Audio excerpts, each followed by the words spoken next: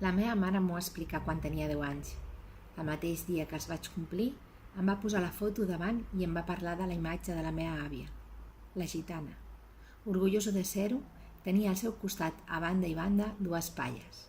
La pell, el cabell i fins i tot el somriure reflectien que eren vingudes d'un altre món, d'una altra arrel.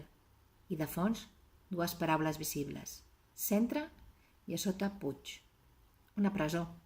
La meva àvia havia estat en una presó quan tenia tot just 20 anys i quan la vida encara era una descoberta. Aquella estada i aquella companyia li va canviar la vida. Aquelles dues dones van jugar a modificar l'existència dins aquell espai. Aquelles dues dones van lluitar amb les injustícies i van aconseguir donar una mica de llum a la vida d'algunes dones que, passat el temps, van tenir històries diferents. Alba, em va dir la mare, sense elles jo no seria qui sóc. Sense elles, l'àvia no hagués reeixit. Sense elles, potser, tu ara series la neta d'una delinqüent, la filla d'una reincident. És important que ho entenguis. Les persones, allà on estem, ens hem d'ajudar. I elles van fer de la vida de la teva àvia a la presó una vida més digna. Per això, Alba, sempre aquesta família estarà agraïda a la Dolors i a la Carme. Bassa i Forcadell.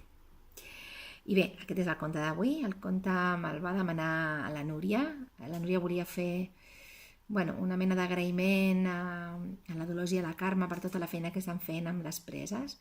Em va semblar una bona idea. No sabia si ho aconseguiria sense posar cap toc, cap color, que pogués ferir sensibilitats. Espero haver-ho aconseguit i espero que si els hi arriba els hi agradi.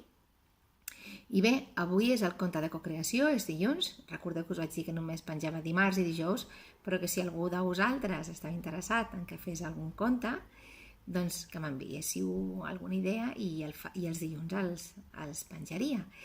A mi m'encanta, la veritat, això de fer contes de cocreació, així que us animo i us encoratjo que m'envieu fotos, idees, frases, perquè els dilluns també hi hagi un conte penjat a la xarxa.